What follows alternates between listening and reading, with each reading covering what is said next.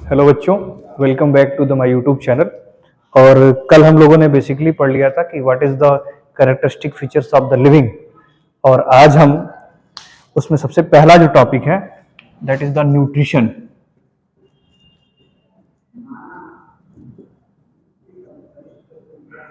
Nutrition इसको पढ़ेंगे। तो व्हाट इज न्यूट्रिशन? न्यूट्रिशन क्या है?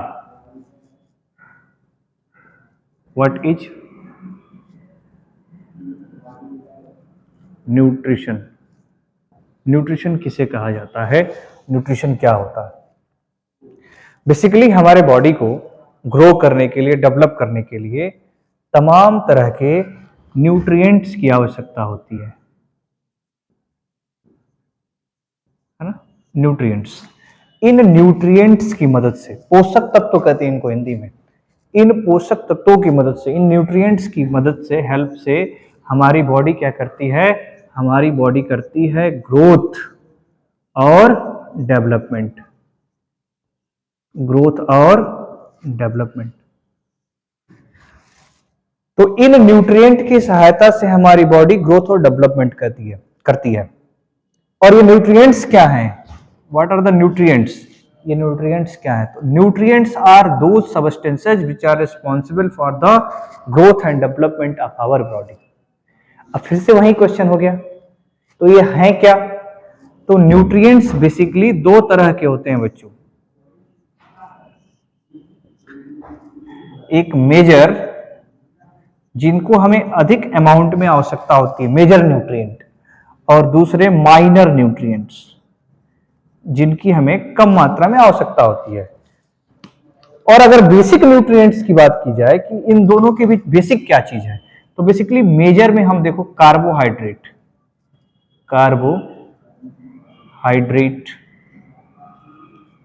प्रोटीन, लिपिड्स, या इसी को हम फैट का लेते। तो these are the major nutrients जिनकी हमें अधिक मात्रा में आवश्यकता चाहिए। आपको जानना चाहिए कि जो कार्बोहाइड्रेट होता है यह हमारे कंप्लीट भोजन का, कंप्लीट फूड का लगभग 70% पोर्शन होता है कार्बोहाइड्रेट, और यह वर्किंग एनर्जी हमें देता है। वैसे ही उसके बाद से प्रोटीन और फिर लिपिड्स, ये क्या है? मेजर न्यूट्रिएंट्स हैं। जबकि माइनर न्यूट्रिएंट्स क्या होते हैं? माइनर न्यूट्रिएंट्स वे होते हैं जिनकी कम मात्रा में आवश्यकता होती है, जैसे vitamin and minerals. Vitamins and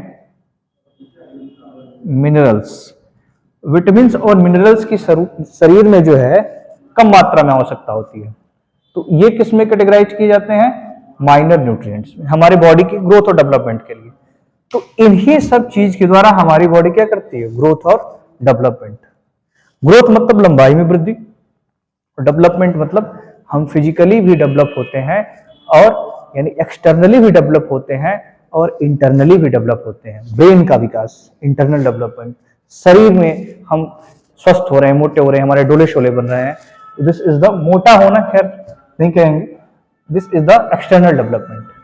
तो न्यूट्रिएंट के द्वारा क्या होता है? हमें ग्रोथ और डेवलपमेंट होता है।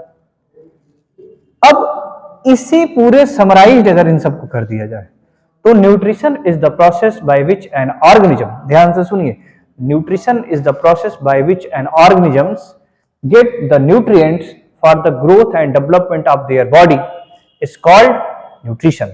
इसी प्रक्रिया को क्या कहते हैं? न्यूट्रिशन कहते हैं। अब क्वेश्चन यह आता है कि न्यूट्रिशन होता कितने तरह से है? तो न्यूट्रिशन को अगर हम कैटेगराइज्ड करें, कोई ऑर्गेनिज्म अपना न्यूट्रिशन कैसे गेन करता है, कैसे प्राप्त करता है, अगर इसे कैटेगराइज किया जाए तो न्यूट्रिशन बेसिकली टाइप्स की बात करें अगर हम न्यूट्रिशन की, तो न्यूट्रिशन बेसिकली कैसा हो सकता है? एक तो ऑटोट्रॉपिक, ऑटोट्रॉपिक न्यूट्रिशन क्या होता है अभी एक्सप्लेन करते हैं। दूसरा हेटेरोट्रॉपिक न्यूट्रिशन, तीसरा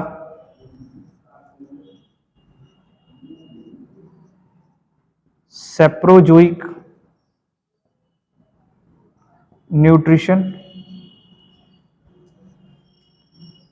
चौथा होलोजोइक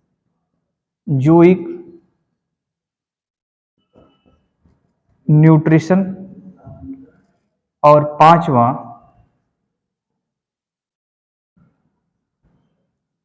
पैरासिटिक न्यूट्रिशन। तो कुल 5 तरह से न्यूट्रिशन होता है।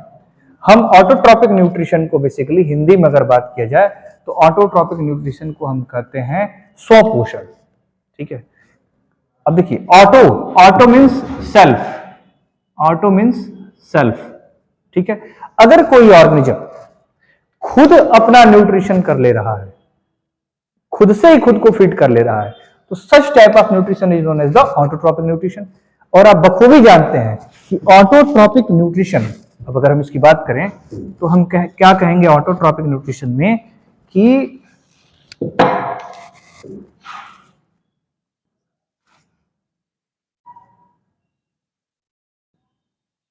in this type the organism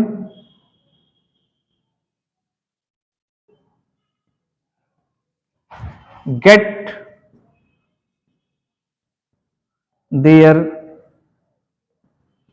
nutrition by own self, खुद के द्वारा ही न्यूट्रिशन प्राप्त कर लेना, क्या है, ऑटोट्रॉपिक न्यूट्रिशन होता है। और ऑटोट्रॉपिक न्यूट्रिशन का जो सबसे बड़ा एग्जांपल है जिसको हम बार बार देखते हैं, these are the plants as well as certain bacterias, और कुछ बैक्टीरिया जो सेलेक्टेड